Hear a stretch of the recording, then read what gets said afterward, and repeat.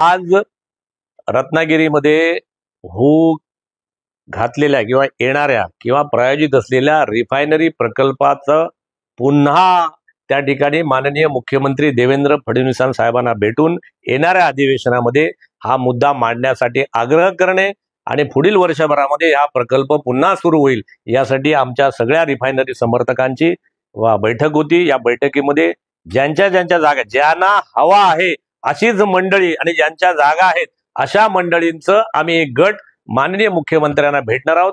नारायण राणे साहेबांच्या मदतीने, माननीय रवींद्र चव्हाणांच्या मदतीने, माननीय उदय सामंतांच्या मदतीने, आमच्या सगळ्या आमदारांच्या मदतीने आपण जाणार आहोत।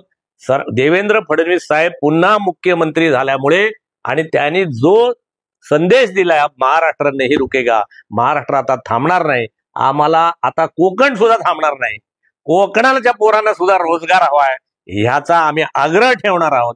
आणि केंद्रात सरकार आलं, खासदार आमचे निवडून आले, आमदार आले, आता आमची जबाबदारी आहे की आमच्या पोरांना, या कोकणातल्या कुटुंबातल्या पोरांना रोजगार देण्याची जबाबदारी आता सरकारची आहे। त्याच्यासाठी आम्ही फडणवीस साहेबांना भेटणार आहोत असा आम्ही निश्चय केला। 16 नंतर आम्ही सगळे नागपूरला जाऊ, प्रत्यक्ष भेट घेऊ आणि आग्रहाने सांगू की आमच्या कोकणाला आम्ही आमदार दिले, आम्ही खासदार दिले, आता माननीय मुख्यमंत्रीजी आता आम्हाला रोजगार द्या, याच्या मागणीसाठी आम्ही जाणार आहोत। अंदर की ये बात है, स्थानिक आमदार हमारे साथ है। आणि काय सांगू तुम्हाला, ओके, कोणीही पाठिंबा काढलेला नाही, हा प्रकल्प होऊ शकतो, देशाला गरज आहे, ज्यांच्याकडे क्रूड ऑइल त्यांना सुद्धा गरज आहे आणि त्यांना एका मोठ्या बंदराची गरज आहे, जे बंदर सिंधुदुर्ग आणि रत्नागिरीला किनारा लाभलेला आहे। त्यामुळे सगळ्यांना या प्रकल्पाची आणि या सगळ्या गोष्टीची गरज आहे, देशाला गरज आहे। 2% जीडीपी वाढवेल, देशाला जीडीपीची पण गरज आहे, देशातल्या पोरांना रोजगाराची गरज आहे, समजून घ्या।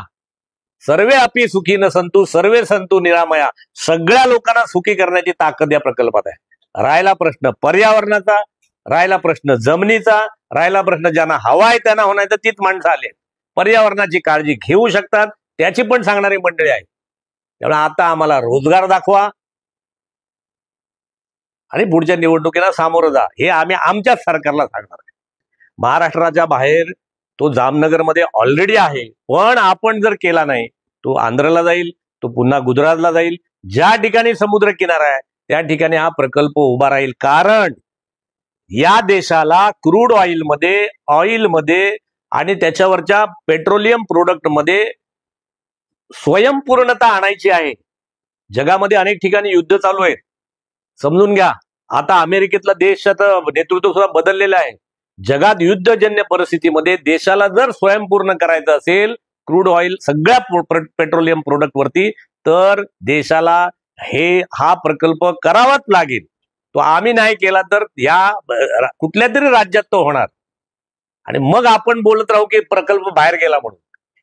त्यामुळे येणारा प्रकल्प घालवायचा आणि गेलेल्या प्रकल्पाबद्दल नंतर बोंबाम करणे विरोधी पक्षाचं काम आहे। आम्हाला त्या भानगडीत पडायचं नाही, आम्हाला प्रकल्प हवाय, आम्हाला रोजगार हवाय, आम्ही खासदार दिले, आम्ही आमदार दिले, तुम्ही आम्हाला रोजगार द्या, हीच आमची मागणी आहे। रत्नागिरी 24 न्यूज चॅनलला आताच सबस्क्राइब करा आणि शेअर करायला विसरू नका।